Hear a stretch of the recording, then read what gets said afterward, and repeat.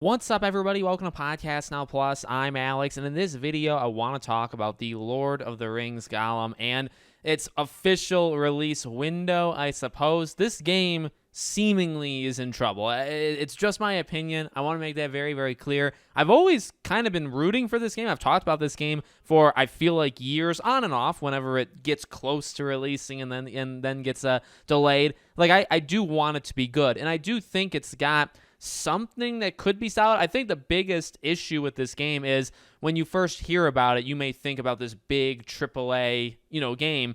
And when you look at it, very much, this is an indie project. This is an indie game you can expect. Just imagine, which, by the way, there are indie games that are better than AAA games. That absolutely does happen. But I think people got basically boiled down. People just got their expectations, I think, maybe way too high. However, it is clear, I think, something is very wrong with this game. I think you can also tell that they probably know that there is backlash. You look at any of their trailers for this game, the dislikes are incredible. They are much, much, much more than likes. So I think overwhelmingly people are not impressed with this game whatsoever. I do think if it came out or when it comes out, I mean, I really can't imagine this game does all that well. But again, it's not out yet. You can only say so much about a game before it releases. So it was supposed to come out, I believe, September, right? Supposed to come out in September. I think it had an official date, and then they delayed it. I think they delayed it in August, and they had said, we're going to be pushing it, and we'll give you an update soon. Like, very soon we'll talk about what the actual date is. Well, that was, I suppose, a lie because the entire year goes on. I also think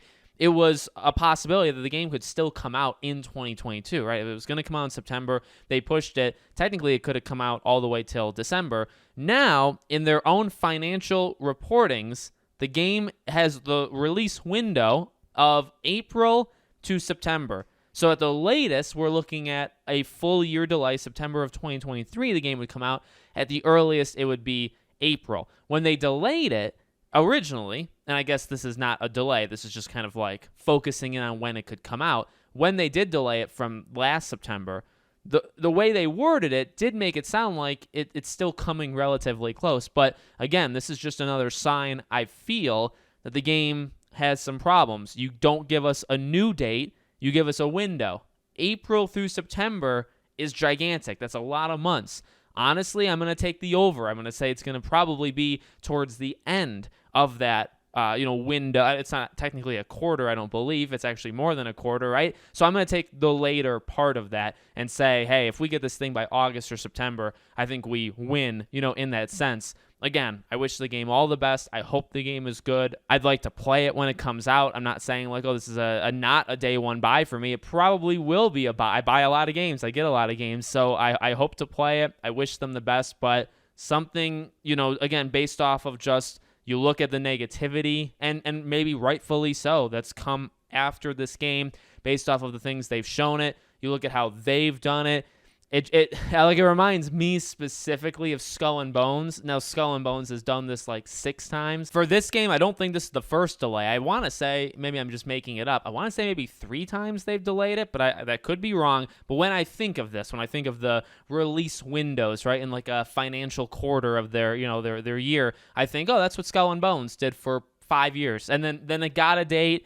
Then it moved, then it got another date, then it moved. I mean, Skull and Bones has done that for a while. So I just think of that. And honestly, flat out, when games do that, normally there is some problem. You can pretend like there's not, but normally there's something probably wrong with the game. So let me know what you guys think in the comments. Make sure you guys are subscribed, bell icon turned on, and I hope to see you all on the next one.